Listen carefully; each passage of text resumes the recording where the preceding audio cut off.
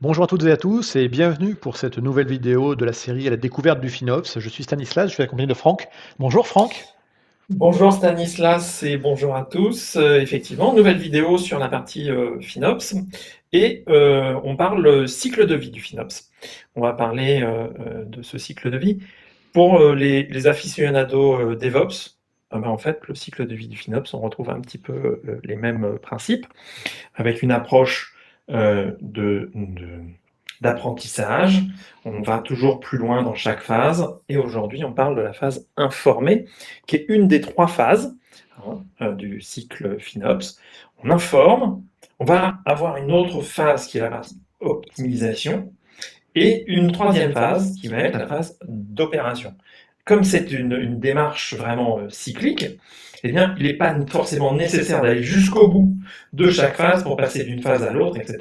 Cette petite phrase, c'est pour ceux qui passeront la certification practitioner, parce qu'il y a une petite question là-dessus, et on a fait une vidéo d'ailleurs sur la partie, un petit partage d'expérience sur comment passer vos certifications practitioner sur la partie FinOps Foundation.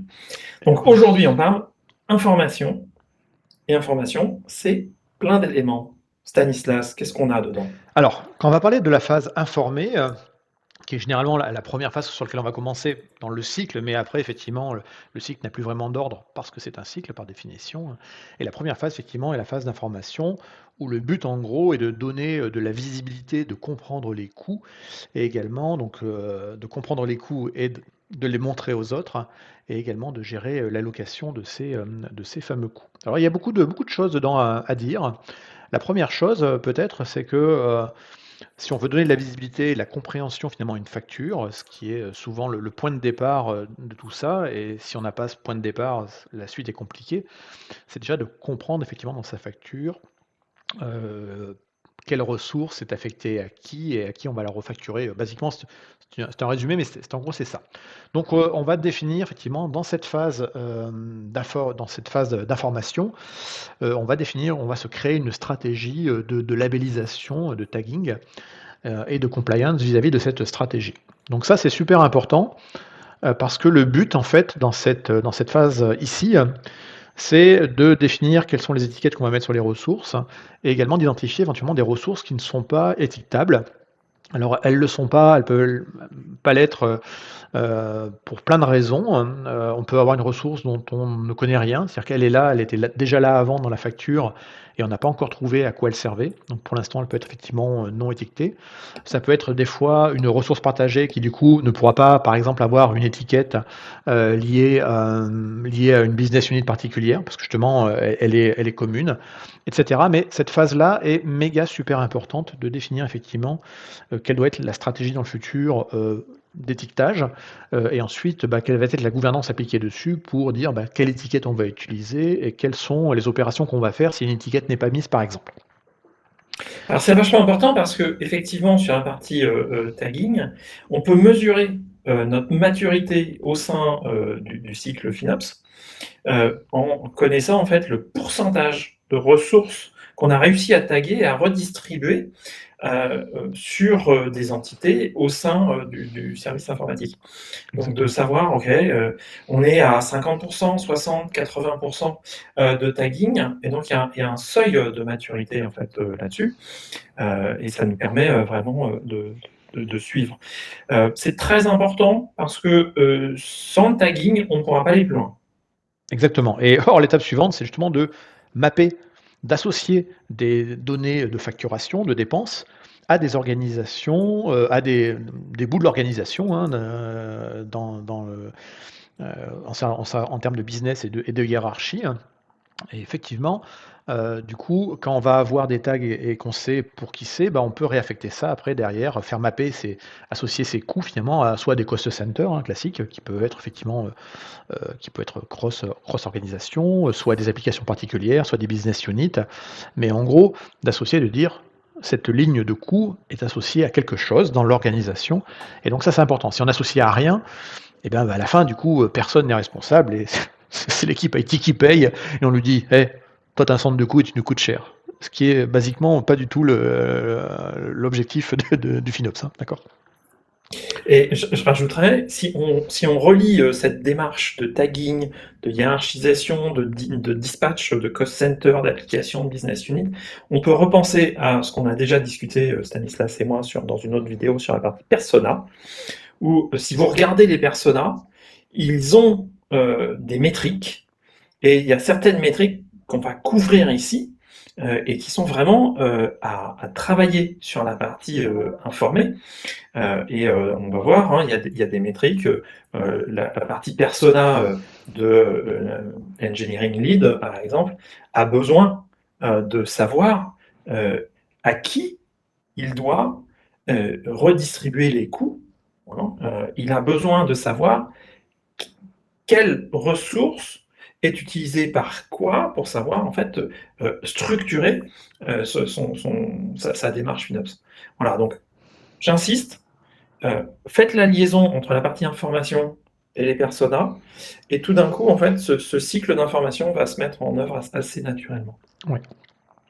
On doit parler également d'intégration dans cette phase d'information, de ce qu'on appelle le showback ou le chargeback. Donc, ici, on a des étiquettes qui nous permettent de savoir à quoi correspondent les coûts. Ici, on associe ça à quelque chose, donc on sait que ces coûts vont être pour tel cost center, telle application. Et bien ensuite, hein, le choix, c'est de faire est-ce qu'on fait du showback ou est-ce qu'on fait du chargeback? C'est quoi la différence entre les deux, Franck?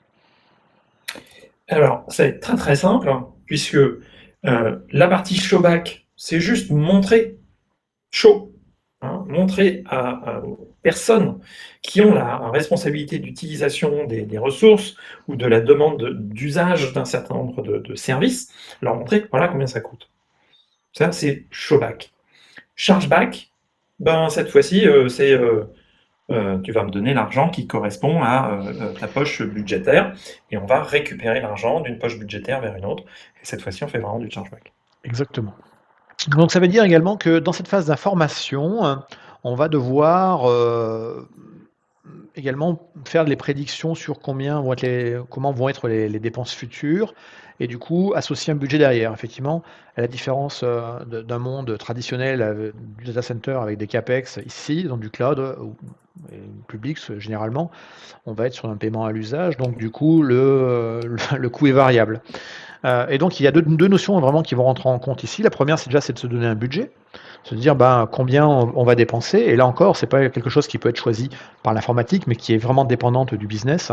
Simplement parce que ben, si on a une activité qui est prévue pour évoluer en se disant ben, en fin de campagne, par exemple de marketing, et ça va nous amener plus de clients, donc il y aura plus d'utilisation de la plateforme, donc elle va coûter plus cher.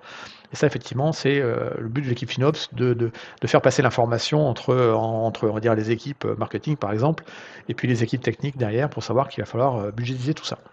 Alors, les budgets, c'est super important parce que c'est ce qui va vous permettre à un moment de lever potentiellement des alertes et de faire des actions si vous arrivez à un certain niveau du budget ou si au contraire, ou si vous le déplacez. Donc là, je vous donne un exemple simple. Dans Azure, on peut définir un budget sur un scope donné, donc ici par exemple un abonnement Azure, et on va lui donner un nom, une période, le budget va s'étaler sur plus ou moins de temps, et ensuite on va donner un montant qui sera un montant qui va s'étaler sur cette période-là. Et globalement, par rapport à vos dépenses antérieures, eh bien, le système va vous poser ici la ligne en rouge du budget et vous dire, ben là, aujourd'hui tu en es là, donc là c'est plutôt pas mal. Peut-être que tu vas arriver par là. Là encore, il y a des mécanismes qu'on appelle de forecast. Et ces mécanismes de forecast, effectivement, c'est la deuxième partie, c'est on a un budget, mais est-ce que le budget continue à évoluer dans le sens où on continue à évoluer la plateforme? Et c'est là où le forecast a un intérêt. Le forecasting, hein, c'est juste des algorithmes de prédiction qui sont basés sur l'historique et qui vont aider à faire ça. Donc ces deux mécanismes-là sont super importants parce que si on n'a pas une mécanique de budget, du coup on ne se pose pas d'alerte et globalement, bah, c'est là où on peut avoir des dérives et des fois on a des dérives qui sont surprenantes, hein, n'est-ce pas Franck? On peut avoir quelques petites surprises, et on ne peut que rappeler l'importance de mettre un budget. Alors sur la partie Azure, ça se fait assez facilement. Heu, Pas plus de 2 minutes pour mettre un budget en œuvre. Oui. Il peut y avoir un peu plus de temps pour définir le montant du budget, ça j'en ai pleinement conscience, Mhm. mais en 2 minutes, vous mettez un budget en place sur Azure, vous mettez les alertings. S'il vous plaît, mettez-le en place, ça coûte rien, c'est gratuit Oui. sur Azure, et là tout d'un coup on va vraiment y gagner. La partie forecast est aussi importante, et là cette fois-ci, c'est pas ce qui est intéressant, c'est de le lier aussi avec le bon persona.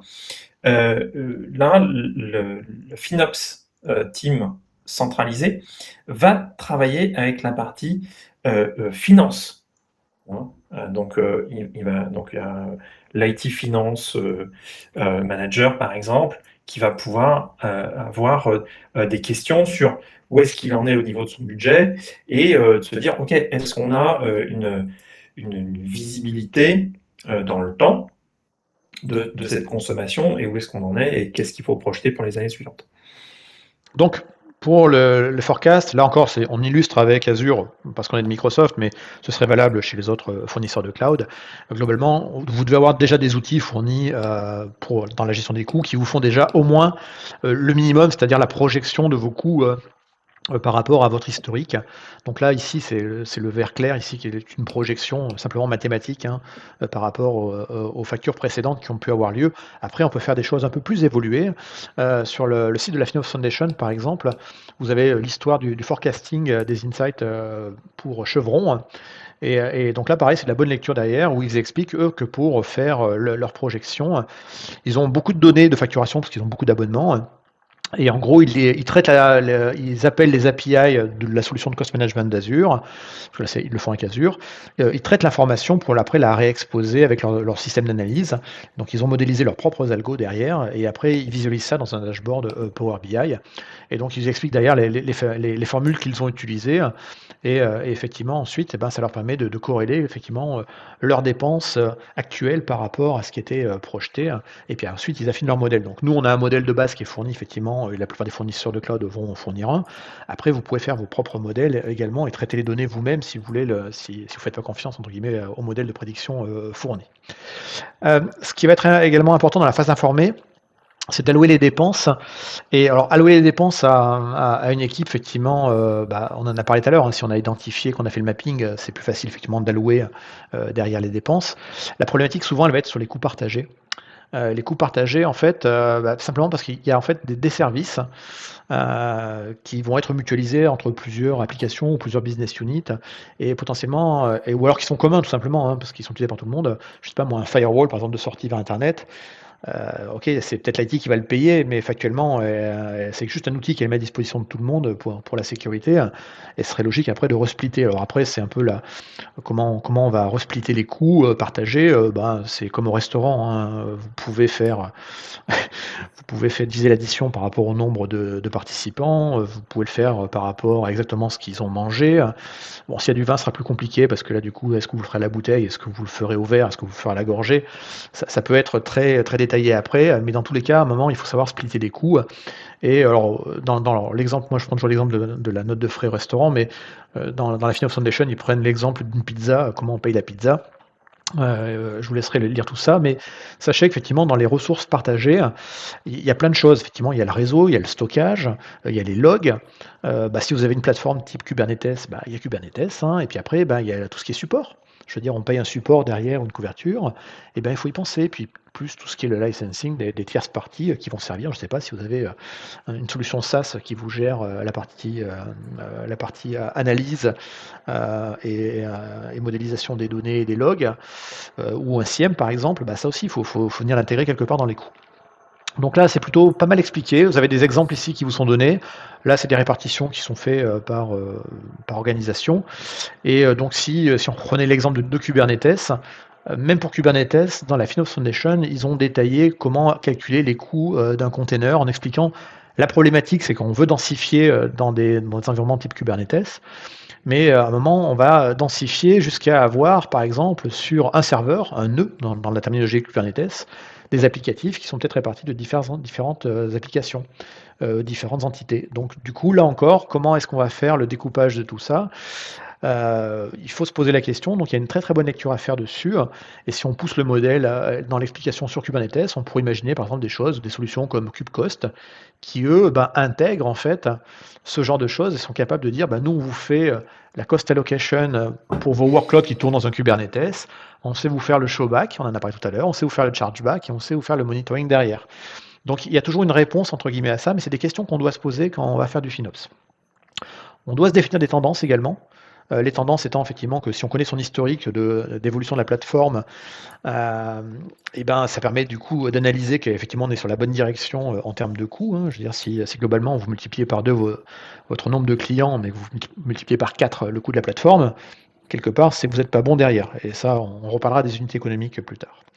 Et puis il faut servir du FinOps et dans la phase informée, on va avoir la phase de benchmarking où en gros ça va être, la comparaison, en termes de performance sur, l'optimisation, des coûts, internes. Donc là, ça peut être fait entre équipes et c'est pas le but n'est pas de faire un wall of shame, hein. Le but est de manière virtueuse, de comparer entre guillemets «le ratio gain-prix» par équipe et de voir que le cycle de FinOps, bah, en fait, améliore la chose au fur et à mesure.